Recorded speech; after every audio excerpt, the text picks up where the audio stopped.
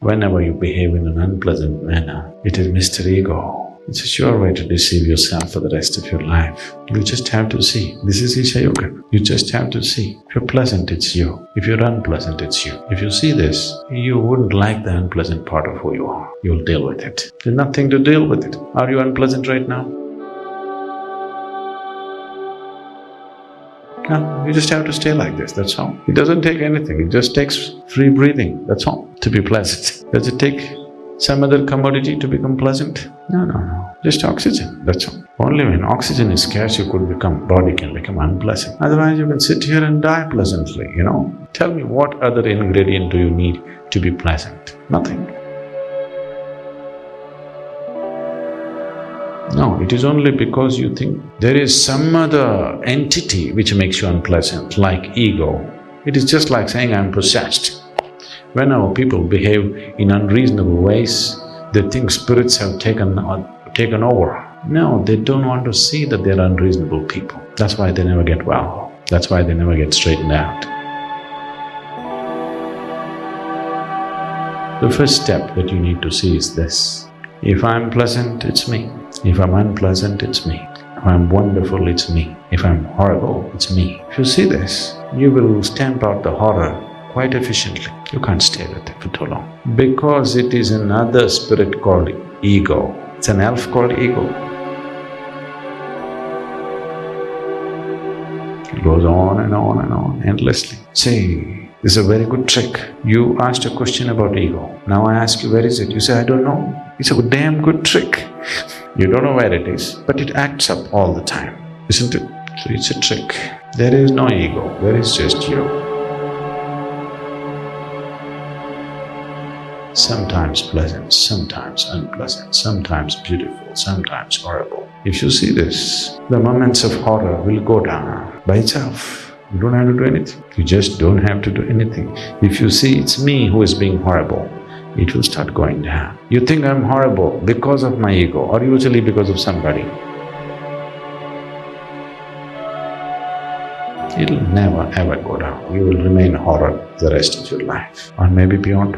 And maybe beyond, You may find employment in hell.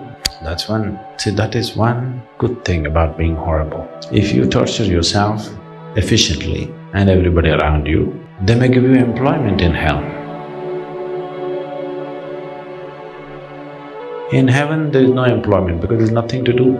They won't choose me for employment in hell. I really have to get hard with people, maybe then they will, but you'll find employment. If you don't stop deceiving yourself with this ego business, it's better to be unemployed in hell. Everybody will be good if you're unemployed in hell, isn't it?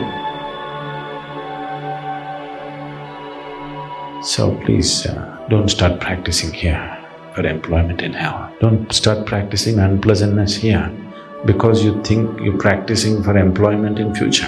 After death at least, let's have a vacation. A lot of work right now. People who have nothing to do right now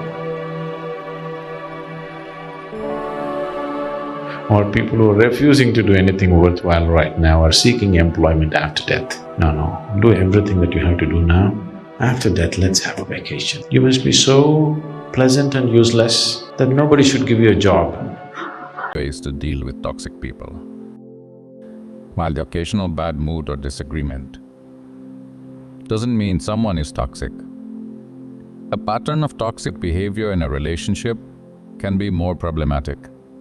So how do we know when we're in a toxic relationship or dealing with a toxic person, and what can we do about it? Most of us can probably think of a friend, coworker, partner, or family member who is a challenge to be around. Maybe they put us down, always have something negative to say, use manipulative tactics to get what they want, or are generally unpleasant. While the occasional bad mood or disagreement doesn't mean someone is toxic, a pattern of toxic behavior in a relationship can be more problematic. So how do we know when we're in a toxic relationship or dealing with a toxic person, and what can we do about it? No one is born toxic. A therapist and my well-being community member. Personalities develop over time in response to collective experiences. Chances are if someone you know is toxic, They have been significantly and consistently hurt in the past and are relying on survival mechanisms that may no longer serve them. As a therapist, this knowledge allows me to approach the most difficult people with empathy, surrounded by toxic people in life. Know the signs of negative people. After spotting them, learn how to deal with toxic people. Imagine having a family member who is always pessimistic or a friend who exudes negative vibes all the time. Feels heavy on the mind, doesn't it? But you can't always ignore toxic people. Can you? Be it a manipulative boss or colleague at work, or a family member, it is not always feasible to cut ties. You've got to manage conversations and experiences with them smartly. So, know the signs of negative people and learn how to deal with toxic people. 1. Set boundaries. Establish clear boundaries regarding the actions you will and will not put up with from them. If they cross the line, then leave or apply penalties when boundaries are crossed. 2. Limit contact. Reduce contact with toxic people by spending less time with them and sharing fewer details about your life. Only interact with them when required and do so briefly. 3. Don't take it personally. Their internal problems are reflected in their toxicity and the way they behave. So, don't take their words and behaviors to heart. 4. Be assertive.